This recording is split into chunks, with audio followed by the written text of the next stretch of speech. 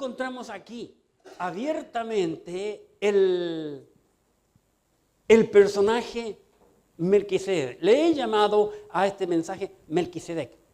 Simplemente Melquisedec, porque se describe abiertamente, aunque venía hablando antes, habla el capítulo 7 y sigue hablando también después. Pero lo principal se llama la descripción plena. La encontramos aquí en este capítulo 7, donde plenamente se habla quién es este personaje Melquisedec. Bien, quizás tú digas, bueno, ¿qué tiene que ver este Melquisedec con nosotros? Tiene, y mucho. Para entender la Biblia, nosotros debemos de comparar la Biblia con la Biblia. Esa es una de las grandes reglas de la interpretación bíblica. Para entender la Biblia hay que comparar la Escritura con la Escritura, comparar lo espiritual con lo espiritual. El apóstol Pablo nos da una clave y quiero mostrarle esa clave. Se encuentra en el libro primero de Corintios, primera carta a los Corintios. Dejen un marcador de Biblia, capítulo 7. Primer libro del apóstol Pablo a los Corintios, capítulo 10.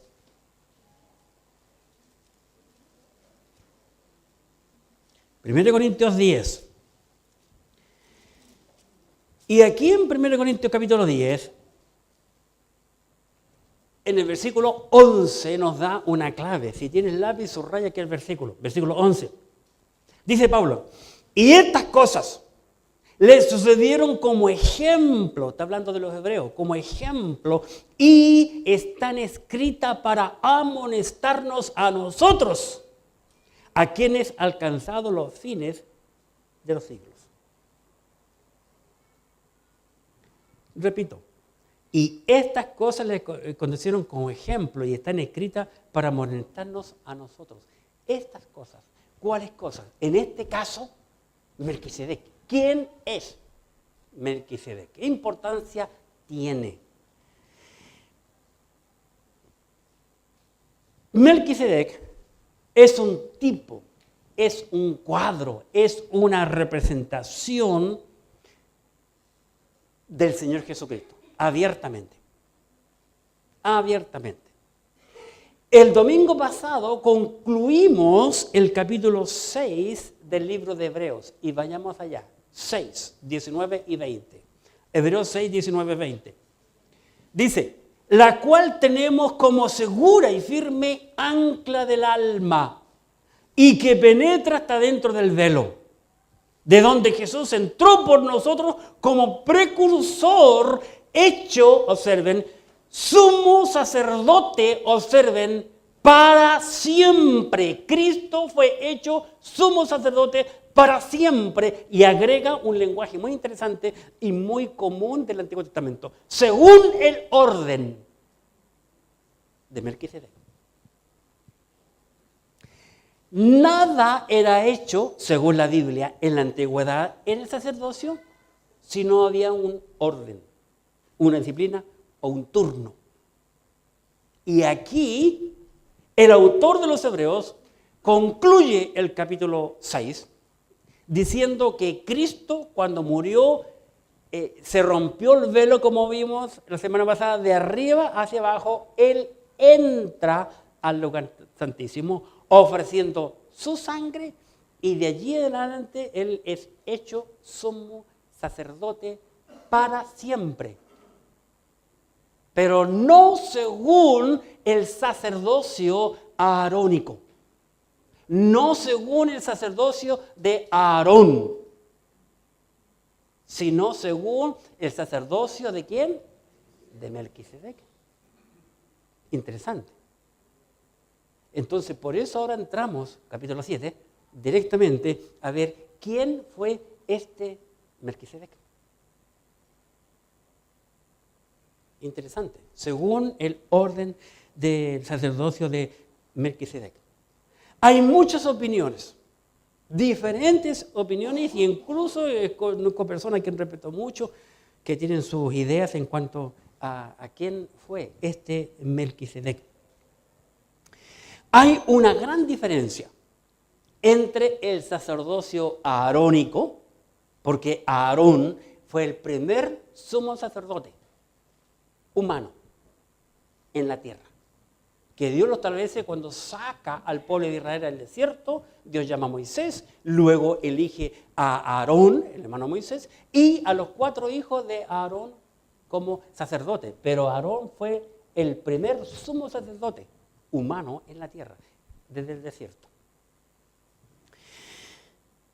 Hay una gran diferencia entre el sacerdocio aarónico de Aarón y el sacerdocio de Cristo.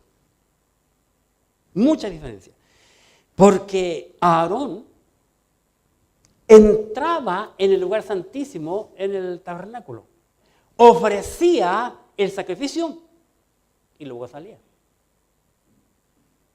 Es más, en el tabernáculo habían 3 elementos, pero no hubo jamás en el tabernáculo un sitial donde Aarón se pudiese sentar. Según la Biblia, Cristo es el único que una vez que ofició el sacrificio, dice la Biblia que subió al cielo y ahora está en el cielo haciendo ¿qué? A la diestra de Dios. Está sentado. Cristo esperó sus pocos años de pie, una vez que entró al lugar santísimo y subió al cielo. Esperó que el pueblo de Israel cambiara de idea y le aceptara a él como su Mesías. 3 veces en la Biblia fue ofrecido a la nación de Israel el reino físico, judío, terrenal y literal. 3 veces. Las 3 veces fueron rechazados. Dios siempre ha dado oportunidad a su pueblo. La última vez fue por medio de Esteban. Esteban hizo un recuento, una historia, un bosquejo desde el comienzo de la nación hasta esos días, y dice que los ancianos, los escribas, los fariseos, los saduceos, todos apretaban sus dientes y le daban ira porque lo que Esteban les predicaba era la verdad. Tomaron piedra y la apedrearon. Terminado eso, inmediatamente cuando Esteban muere, Cristo se sienta. Porque ya el pueblo le rechazó. Cristo es el único que se ha sentado después de hacer su sacrificio. Interesante. Muchos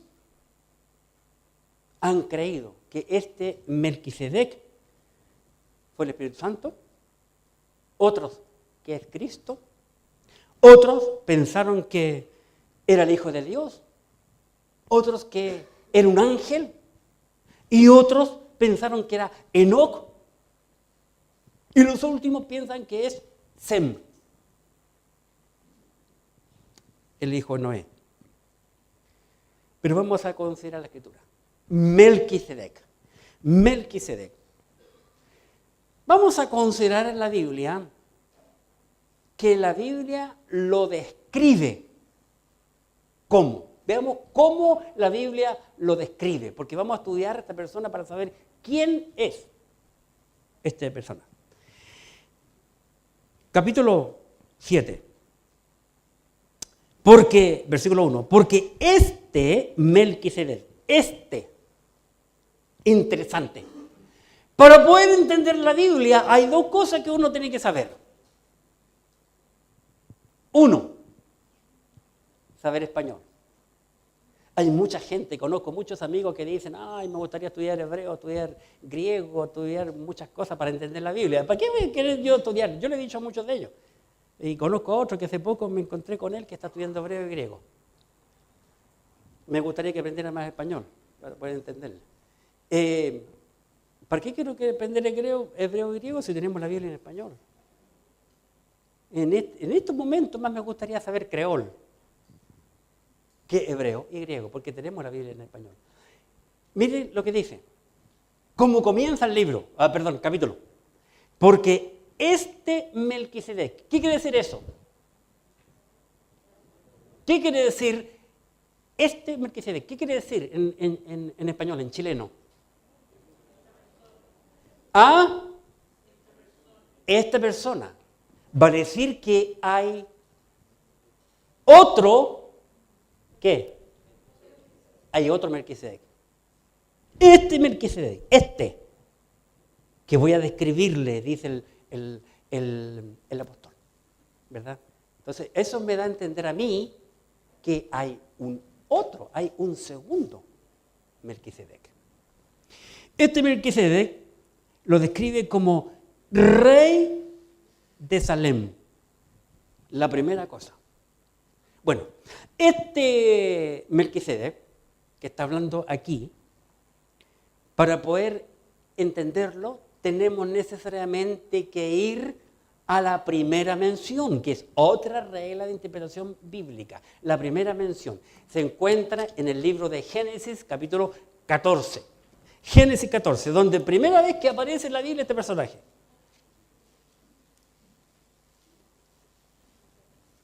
Génesis 14. Porque el Nuevo Testamento habla muy poquito. El Antiguo también muy poquito. Lo nombra poco. Pero nos da demasiadas pistas. 14. Versículo 18. 14 y 18 del Génesis. Entonces Melquisedec, rey de Salem y sacerdote del Dios Altísimo, sacó pan y vino. Y le bendijo, diciendo, bendito sea Abraham del Dios Altísimo, creador de los cielos y de la tierra. Y bendito sea el Dios Altísimo que entregó entregó tus enemigos en tu mano y le dio a Abraham los diezmos de todo. Eso es todo lo que se habla de este Melquisedec. Es mucho o poco, es la nada misma, ¿verdad? De lo que la Escritura, la palabra de Dios nos describe de él. Esto ocurre cuando al sobrino de Abraham, Lot, lo toman como rehén. Se lo llevan los enemigos. Y Abraham se entera, busca entre sus siervos, prepara soldados y va a luchar contra los reyes enemigos y logra traer a Lot allí y trae mucho oro y bien y todas las cosas en esta gran conquista. ¿Cómo se? Ya se me fue botín, un gran botín y lo trae. Cuando están en esa escena, cuando Abraham retorna con su sobrino, la familia, y con ese tremendo botín, aparece por primera vez este hombre llamado Melquisedec. Abraham. Para entender la Biblia, tenemos necesariamente saber que la Biblia es un libro histórico. Entre una de tantas cosas. Como también la Biblia es un libro científico. Voy a preparar un estudio acerca de la genética en la Biblia, que aparece mucho. De hecho, un libro de la Biblia se llama Gen. Que hoy día está muy de moda el tema del gen. Y cuando nosotros estudiamos ese tipo de cosas, la Biblia se nos abre muchísimo. Y aquí estamos en el principio. En esta escena, Génesis 14, estamos 430 años antes que aparezca la ley. Repito, este rey de Salem, este Melquisedec, aparece en la escena de la Biblia 430 años antes que Moisés, antes que el pueblo llegara ahí al desierto y aparezca el monte Sinaí. Por consiguiente, nos damos cuenta que este Melquisedec que está hablando en capítulo 7 apareció 430 años antes que Aarón. ¿Estamos claros? Por consiguiente nos damos cuenta inmediatamente que este sacerdote, que es el primer sacerdote en la Biblia, es mucho más antiguo que el primer sumo sacerdote humano en la tierra llamado Aarón. Y eso inmediatamente nos da una tremenda pista. Algo está pasando aquí. Algo está pasando. Así que este Melquisedec, que habla el capítulo 7 del Hebreo, no es un sumo sacerdote cualquiera. ¿Estamos claros? No, lo describe y luego dice. Volvamos a nuestro pasaje, porque estamos estudiando el Hebreo. Dice, este Melquisedec, rey de Salem, no era uno común y corriente, era rey de un lugar llamado Salem. Interesante. ¿A qué le suena a ustedes Salem? A Jerusalén. Y efectivamente se llamaba Salem en aquel entonces. Muy interesante. La Biblia empieza a dar, siempre la Biblia da chispazos, pistas, para que entendamos. El rey de Salem. Voy a leer el versículo 2. A quien asimismo dio a Abraham los diezmos de todo, cuyo nombre significa primeramente Rey de Justicia y también Rey de Salem. Esto es Rey de Paz. Ahora, ¿qué descubrieron ahí ustedes? ¿Qué descubren en el versículo 2? El versículo 2 nos habla de rey, 3 veces la palabra rey. Primero, rey de Salem. Segundo, rey de... Observen, vean. Ya, y de paz.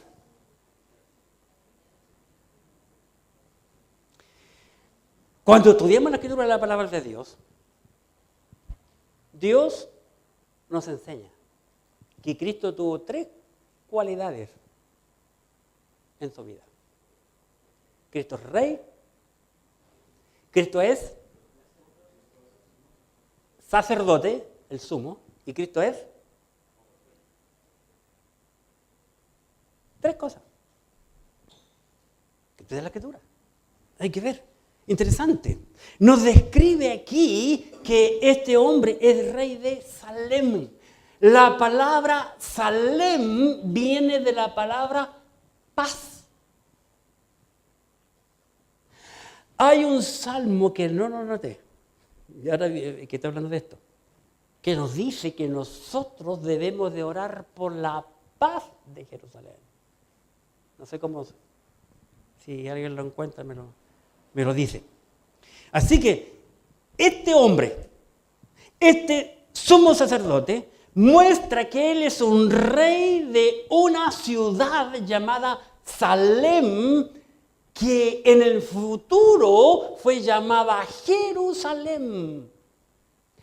Jerusalén es la única ciudad amada de Dios. Dios amaba y ama mucho Jerusalén, la cual está, si tú miras la Biblia, y hay 2 versículos, según mi memoria, Antiguo Testamento, está ubicada en el medio del mundo, en el medio del mapa. Jerusalén. Esta abreviación, Salem, es una abreviación poética de la palabra Jerusalén. Vamos a la Biblia, por favor, no cierren en nuestro pasaje, y vamos al libro de Salmo 76. Salmo 76. Esa es la paz. Dime, 122.6 es que hay que orar por Salmos. La paz de Jerusalén, gracias. Dije, Salmos 76, 2. Es una abreviación poética. 76, 2. Observemos. Dice, este es un cántico de Asaf, de uno de los grandes músicos, yo diría el más grande músico en la escritura, Asaf. Dice, 76:2, en Salem, noten, observen por favor, en Salem está su tabernáculo, el tabernáculo del Señor, y su habitación en Sión. Dos palabras importantes, Salem y Sión. Ciudad nombrada y mucho en la Escritura, en la palabra de Dios. Ya que estamos en Salmos, les invito a ir al que me dictó, hermano, 122, Salmo 122, 6. Que no se me ocurrió anotarlo, poner en mis apuntes. 122, 6. Correcto. Muchas gracias, hermano Luis. Dice Salmo 122, 6, pedid por la paz de Jerusalén, sean prosperados los que te aman. Pedir por la paz. Porque la destrucción que vendrá sobre Jerusalén será terrible. Terrible. ¿Cómo lo sabemos? Por estudiar la Biblia. Y por todo lo que estamos viendo hasta el día de hoy en las noticias. Lo que han sufrido los hebreos rebeldes porque permitieron que el gen del mal entrara, vemos todas estas consecuencias que abiertamente se ve en este bendito libro que comenzamos hoy en la escuela dominical, el libro de Esther. Abiertamente se ve todo aquello. ¿Qué más nos dice? Primero, la Biblia nos dice que es rey de Salem, este Melquisedec. Luego nos dice que es sacerdote, pero agrega sacerdote del Dios Altísimo. Porque este Melquisedec, rey de Salem, sacerdote del Dios Altísimo. No era un sacerdote común y corriente. ¿Quién lo puso allí? Dios. ¿De dónde? En la ciudad de Salem, en la Jerusalén. Dios está aquí pintándonos un cuadro, explicándole en el libro de Hebreos a los hebreos, pintándole un cuadro de algo que ocurrió en el pasado para demostrar y hacer la comparación en el primer Melquisedec, este que estamos hablando, capítulo 7, con el que ha de venir, al cual ellos rechazaron. Sacerdote del Dios Altísimo. Sacerdote del Dios Altísimo. Ahora, veamos, ¿qué pasa? Capítulo 7, versículo 1. Porque este Melquisedec, rey de Salem, sacerdote del Dios Altísimo, salió a recibir a Abraham, que volvía de la derrota de los reyes, y le bendijo. A quien asimismo, dice, el versículo 1 dice que salió a recibir a Abraham después de la derrota. Este sumo sacerdote se le aparece a Abraham. La pregunta es, ¿por qué a Abraham? ¿Por qué no Isaac? ¿Por qué no Jacob? ¿Por qué no Moisés? ¿Por qué no a Sansón? ¿Por qué no a David? ¿Por qué a Abraham? Tenemos que entender que Dios tenía un plan para Israel a través de Abraham. ¿Estamos en qué capítulo donde aparece por primera vez Melquisedec? Capítulo 14 del Génesis. ¿Dónde Dios llamó a Abraham? Al fin del 11 y principio del 12. Dios habla con Abraham, le hace promesa en el 15, en el 17, en el 19, ¿verdad? Dios ya venía tratando. Y ahora, en este momento preciso, ¡pam!, aparece a Abraham este hombre especial. Interesante. y se le aparece. No solamente se le aparece, sino vemos que él físicamente bendice a Abraham. La pregunta es, ¿quiénes han sido bendecidos antes? Por alguien visible. Desde Génesis 1 al 14. Son cosas que yo me pregunto, ¿quiénes fueron bendecidos? Dios verbalmente había bendecido a Adán y a Eva. ¿Verdad? Dios bendijo a Noé y a sus hijos. Capítulo 9 del Génesis. Pero era Dios. Pero aquí este hombre era uno visible que tú podías tocar y ver.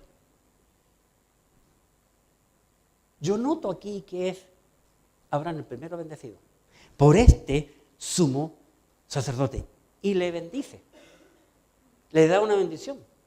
Si le da una bendición es porque no es un sacerdote común y corriente, no es un hombre común y corriente. Porque le bendice. Encontramos aquí en este pasaje. Le bendijo. En el 14:18, que acabamos de leer del Génesis, dice también lo mismo. Génesis 14.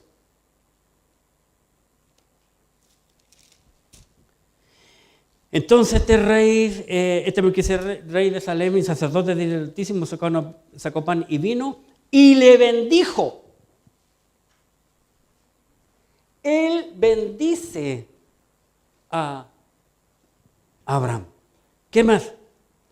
Dice también, hemos visto que es el rey de Salem, según el orden del pasaje, es sacerdote del Dios Altísimo, es también rey de justicia, dice el capítulo 7, versículo 2, a quien asimismo dio Abraham los diezmos de todo, cuyo nombre significa primeramente rey de justicia. Hay un solo que ha sido justo en la tierra, que ni siquiera se consideró bueno. Vino un joven, hinca la rodilla y le dice, maestro bueno, ¿qué haré para heredar la vida eterna? ¿Por qué me llamas bueno? No hay ninguno bueno, sino uno, Dios. Imagínense. Rey de justicia. Rey de justicia. Romanos 4, versículo 5.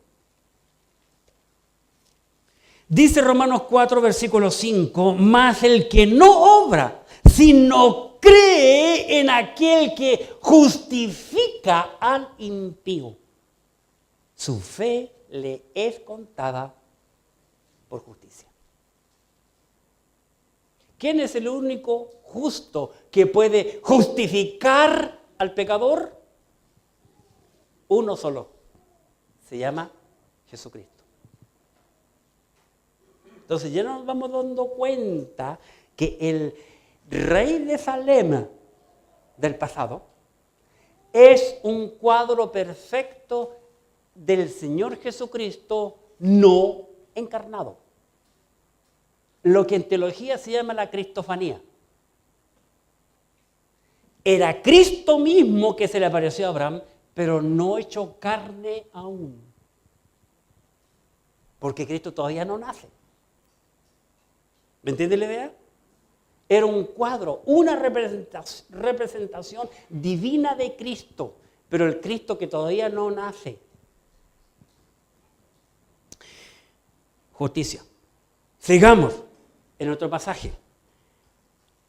Capítulo 7, versículo 2 del Hebreos. Y quien asimismo dio a Abraham los diezmos de todo, cuyo nombre significa primeramente rey de justicia. Y también rey de Salem, que lo vimos en el versículo 1. Esto es rey de Salem, rey de Jerusalén. Esto es rey de paz. Cristo es Rey de paz. Jesucristo dijo mi paz en San Juan, mi paz os dejo, mi paz os doy. Yo no os la doy como el mundo la da. Pablo, inspirado por el Espíritu Santo, él nos dice lo siguiente en Romanos capítulo 5 y en el versículo 1. Maravilloso lo que Pablo nos escribe y nos motiva, por lo menos a mí como pecador. Romanos 5:1. Justificados, pues, por la fe tenemos paz para con Dios por medio de nuestro Señor Jesucristo. El hombre puede tener esta paz solo a través de Cristo. Interesante. Rey de Salem. Cuando Cristo Jesús murió y fue crucificado, Pilato, no lo traje, pero ustedes que solo estudian la Biblia lo pueden ver en Mateo, hizo escribir una placa en 3 idiomas, los idiomas más conocidos de aquel entonces, los más populares de aquel entonces. Y la placa decía, este es Jesús. ¿Qué más agregó? Rey de los judíos. En 3 idiomas y la puso sobre la cabeza de Jesús. Todos los judíos, fariseos, saduceos, escribas, herodianos y todos ellos cuando leyeron aquella placa comenzaron a aplaudir. ¡Bravo, qué bueno! ¿Hicieron eso? Le dijeron a Pilato, ¿por qué? ¿Por qué has escrito allí, este el rey de los judíos? En esa escena, ¿dónde estaban? En Jerusalén. En Jerusalén. ¿Por qué ha escrito rey de los judíos? ¡Borra! Rey de los judíos. Pilato, un gentil, un hombre no judío, escribiendo aquello, reconociendo a Cristo como judío, y Pilato les dice, lo que he escrito, he escrito. Y allí, Cristo en la cruz, este Jesús, Rey de los judíos. Todo el mundo lo vio.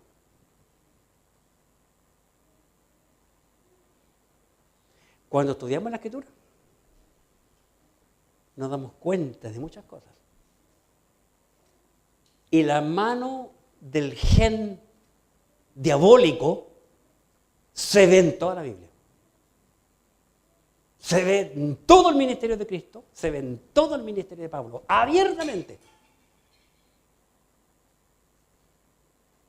Aquellos que conocían la Escritura, principalmente el sacerdocio. Y se ve hasta hoy. Y sigue. ¿Quién es que gobierna el mundo? Rey de paz. ¿Qué más? 7:3. Otra cosa interesante en nuestro pasaje. Capítulo 7, versículo 3. Sin padre, sin madre, sin genealogía, que ni tiene principio de día ni fin de vida, sino hecho semejante, observen, sino hecho semejante al Hijo de Dios, note que está con mayúscula la palabra hijo, permanece, observen, permanece sacerdote que dice, para siempre. Melquisedec, hermano y amigo, tiene un sacerdocio eterno. Y Dios lo mostró miles de años antes que apareciera la ley, antes que apareciera la iglesia, antes que apareciera la gracia. Dios ya estaba mostrando que el sacerdocio de Melquisedec iba a ser un sacerdocio eterno, sin fin. Muy interesante, muy interesante. No tiene genealogía.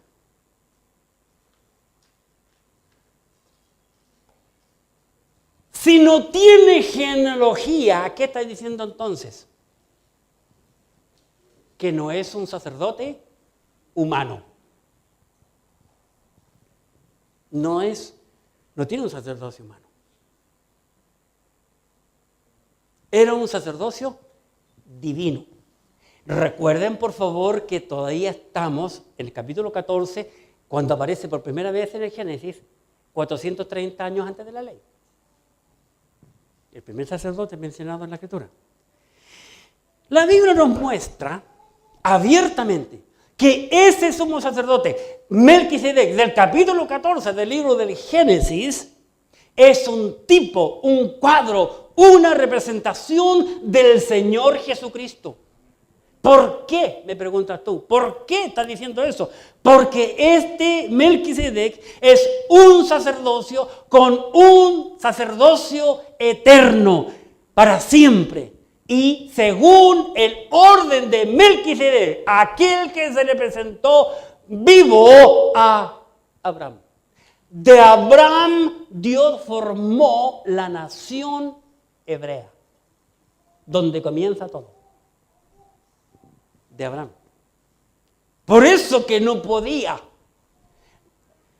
o más bien dicho, bíblicamente hablando, Melquisedec no debía de habérsele presentado a ningún otro que no fuese Abraham. Porque el plan para la nación era Abraham. Dios lo eligió. Sale de tu tierra y de tu parentela y vete a la tierra que yo te voy a mostrar. Y ahí es el inicio. Entonces, Melquisedec se le aparece a Abraham y no a ningún otro. No a ningún otro. Dice la Biblia que no tiene genealogía Melquisedec. Sin padre.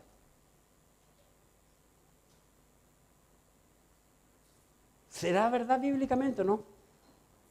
Claro que sí. ¿Por qué sí? Porque era un sumo sacerdote espiritual. Nadie lo engendró. Sin madre. Noten, hermanos, por favor, los estudiosos de la Escritura, que en el ministerio de Cristo, Cristo en ninguno de los 4 evangelios jamás dijo a María, madre, ni mamá. No es porque no lo fuera, sino nos está dejando a nosotros una muestra, mostrando al mundo para que nadie adore a María, para evitar la adoración a María, que el diablo igual lo hizo y todo el mundo adora a María. Diciendo, Dios te salve María, llena eres de gracia. Tiene gran razón aquel rezo que es contradictorio, pero lo hacen. No se dan cuenta de lo que rezan, porque Dios es el único que puede salvar. La tienen como salvadora, pero ellos rezan cada vez, Dios te salve María, porque María no se puede salvar a sí misma. María nunca ascendió al cielo como nos ascendió Cristo. ¿Está en el cielo? Sí, pero la Biblia no habla nada de la ascensión de ella específicamente. Señor, allá está tu madre y tus hermanos y te buscan, quieren hablar contigo. Mi madre, mis hermanos, mis hermanas son aquellos que hacen la voluntad del Padre. Interesante, sin madre, sin genealogía. Vale decir, sin un hombre que lo engendre. El hombre es hoy quien engendra, y siempre ha sido así, desde el inicio. El hombre engendra, la mujer concibe. Siempre ha sido así. Hace años se está trabajando en el mundo para que el hombre no engendre. Y se están haciendo todos los inventos que ustedes ven y cosas del estilo. Por eso es muy importante, estoy muy emocionado estudiando los genes. Por eso hay matrimonio igualitario y matrimonios de hombres con animales y cuánta cosa. ¿Qué más nos dice? Capítulo 7, versículo 3. Sin padre, sin madre, sin genealogía, que no tiene principio de día, no tiene principio de días, ni fin de vida. No tiene una fecha de nacimiento, ni tiene una fecha de morir. ¿Cuándo nació Cristo? ¿En qué año nació? ¿Sabe que hay mucha especulación en cuanto a eso? Todos piensan que Cristo nació en el año 1.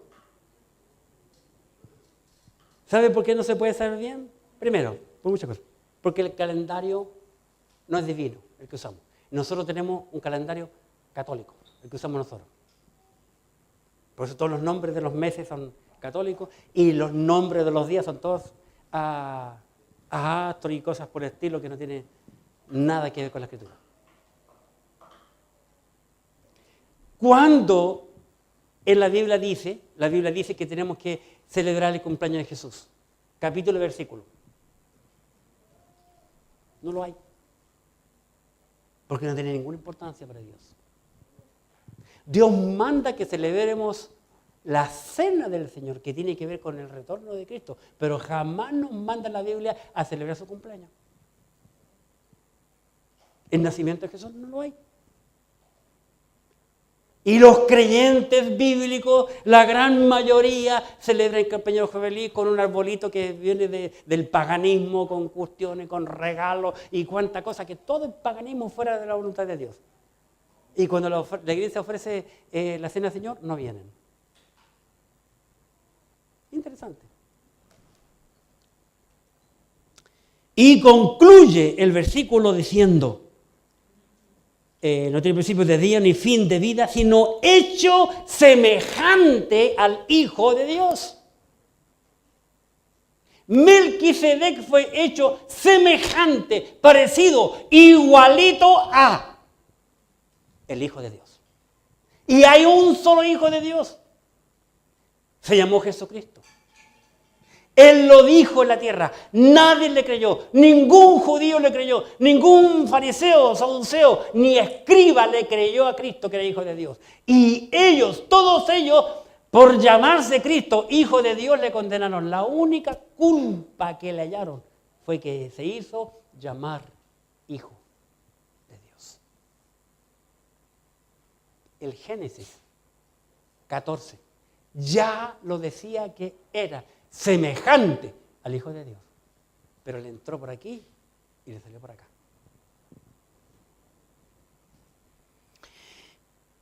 Y luego dice, hecho semejante al Hijo de Dios, permanece para siempre. Va a decir, un sacerdocio eterno.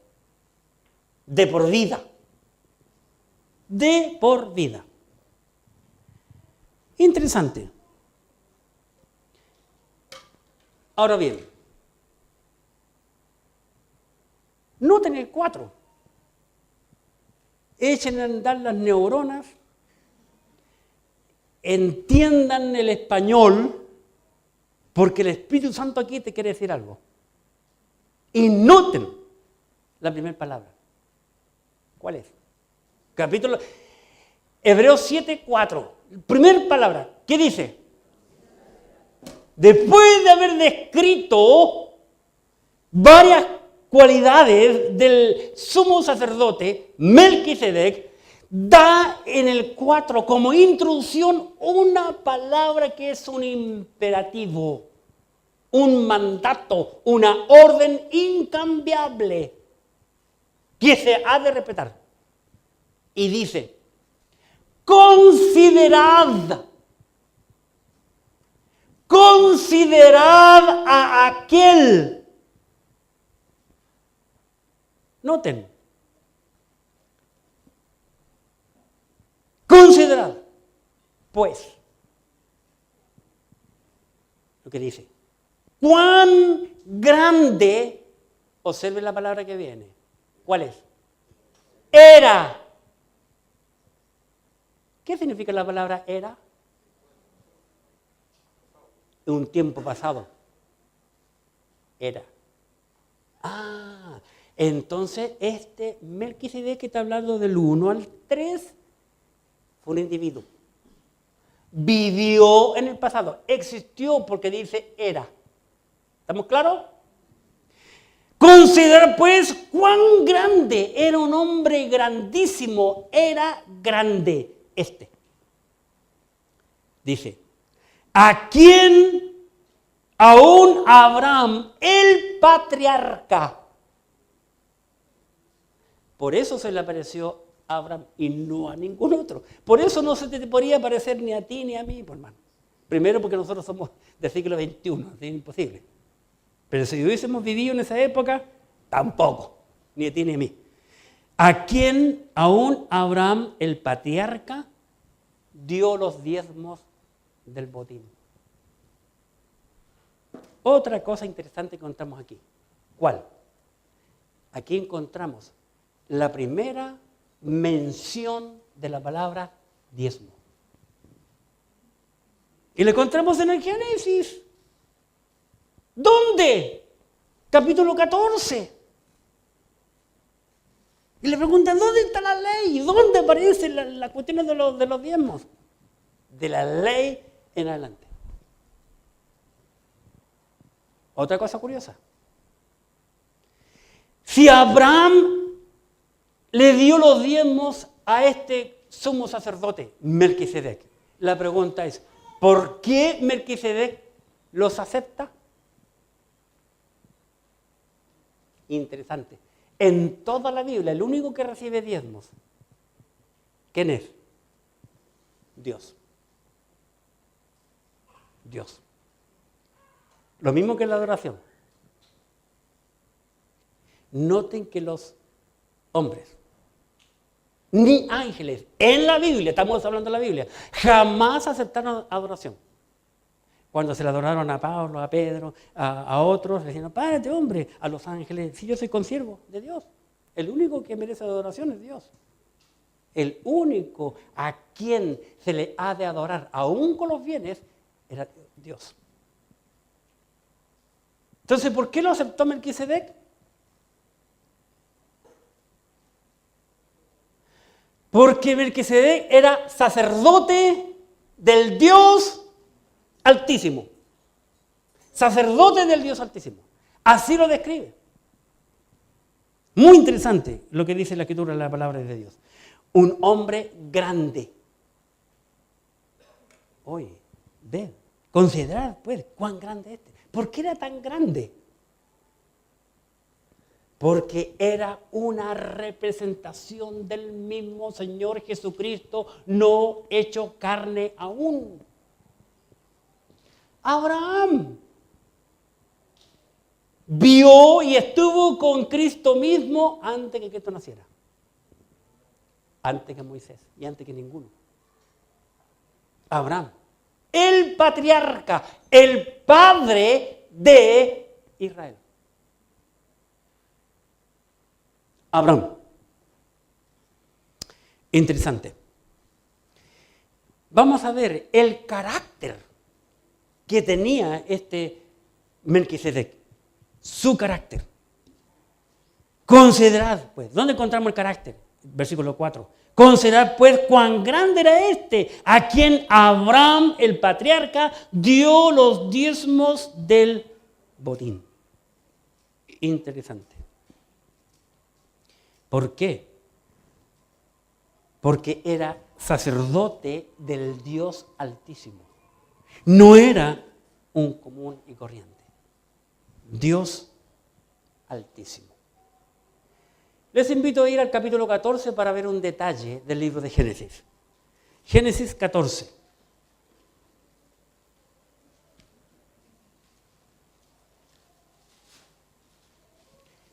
Génesis 14. Yo voy a ir leyendo y ustedes vayan observando. Les voy a dar unas pistas allí. Capítulo 7, versículo 4 nos dice que Melquisedec era un hombre grande. Considerar pues a este hombre grande. Génesis 14, 18. Entonces Melquisedec, rey de Salem y sacerdote del Dios Altísimo, sacó pan y vino. Versículo 19.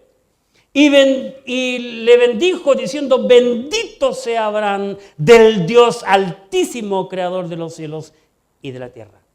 20. Y bendito sea el Dios Altísimo, que entregó tus enemigos en tu mano y le dio a Abraham los diezmos de todo. Versículo 22. Y respondió Abraham al rey de Sodoma: he alzado mi mano a Jehová, Dios altísimo, creador de los cielos y de la tierra. ¿Qué notaron ahí en esos 4 versículos? ¿Qué notaron en los 4 versículos? Se repite una frase. ¿Cuál? Dios altísimo. 4 veces el Santo Espíritu de Dios realza a Dios como el Dios altísimo. Dios altísimo envió a este Melquisedec a hablar con Abraham aquí en la tierra. ¿Qué hace Abraham?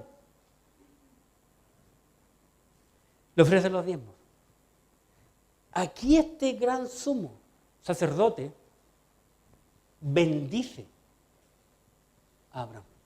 Qué interesante, hermanos. Volvamos a nuestro capítulo 7 del libro de Hebreos, Hebreos 7. En el versículo 6 dice: pero aquel, 7:6 de Hebreos, cuya genealogía no es contada entre ellos. Este hombre, su genealogía no es contada entre ellos. ¿Quiénes son los ellos? Los levitas. Los versículos anteriores van a ver los levitas. No está contada entre los levitas. Ellos tomó de Abraham los diezmos y bendijo al que tenía las promesas. Melquisedec bendice a Abraham. ¿Por qué lo bendijo? Porque Dios había bendecido a Abraham y le había hecho promesas. Y la promesa es que de su descendencia, de su simiente, del gen de Abraham, nacería de donde vendría el Cristo. Todo un plan divino lo vemos aquí en este hermoso pasaje. Génesis 14 y 19 nombra a Dios como el Dios altísimo. Decía, creador del cielo y de la tierra. Y dice, bendito sea Abraham, del Dios altísimo, que entregó sus enemigos en sus manos. Y le bendice. ¿Qué hace Abraham? Volvamos a Génesis 14. Una vez que es bendecido a Abraham de parte de este Melquisedec, 14:20 del Génesis, dice, y bendito sea el Dios altísimo, está hablando aquí Melquisedec, que entregó en tus manos, a tus enemigos en tu mano, y le dio a Abraham los diezmos de todo. Allí Abraham se da cuenta de que este personaje es un enviado de Dios, vale decir, Dios mismo, porque Jesucristo y Dios es el mismo. El que me ha visto a mí, dijo Jesucristo, ha visto al Padre. Entonces era parte de Dios este Melquisedec, y Abraham le entrega los diezmos de todo el botín que conquistó al traer a su sobrino Lot con él. Lo bendice, le da los diezmos. Lo mismo dice el capítulo 7 del Hebreos 7:4.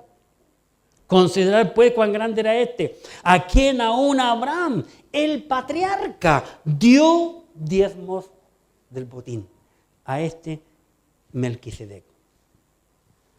Qué interesante. ¿Qué hace Melquisedec? Lo recibe. No lo rechaza. ¿Por qué no lo rechaza? Porque Él es Dios. Es parte de la Santa Trinidad. Entonces vamos entendiendo abiertamente lo que nos dice la Escritura. Hoy en día hay una corriente muy fuerte entre las iglesias y entre creyentes y mucha información en la internet sobre el tema de los diezmos. Que el diezmo no es bíblico, que es de la ley, que era de los levitas y bla, bla, bla, bla, bla. Bien. Abiertamente aquí, yo les dije que en el Génesis 14, bueno, aquí tengo en hebreo, pero en Génesis 14 no está más en la ley.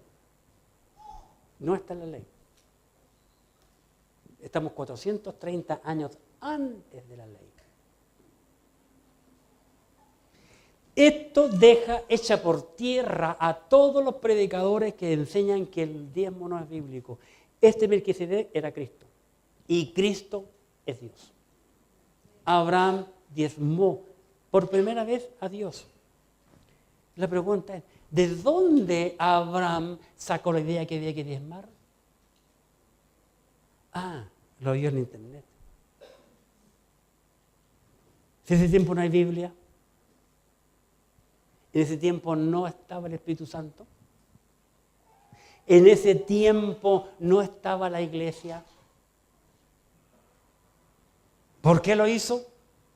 ¿Por qué Abraham se anticipa y hace cosas que no corresponden? ¿Por qué Melquisedec le dije a Abraham, Abraham, te está anticipando los planes de Dios? Faltan muchos años para que tú lo hagas. Llévate el botín para tu casa. No lo hace. No lo hace, lo acepta. Así que mucho cuidado. Tenemos que ver qué hora es. Ya me lo pusieron. Muy interesante ese asunto. Es cierto que los diezmos aparecen abiertamente de la ley en adelante. Abiertamente. Pero como una, por favor, que no salga de aquí, como una obligación para los hebreos. Como un deber. No eran los diezmos para los hebreos, no era una opción. Abraham dio los diezmos de todo el botín por amor, por gratitud, porque fue bendecido, porque ya había escuchado a Dios y ahora viene alguien de arriba que él observó, que tenía un espíritu diferente, que no era un hombre común y corriente, y él adora al Señor a través de los diezmos y ofrendas. En la ley, vamos a ver la semana entrante, que si tú no dabas o le sacaban pichintún, había un impuesto. El 20% extra tenías que dar de cada vez que robabas diezmo. ¿Saben que las iglesias están llenas de ladrones?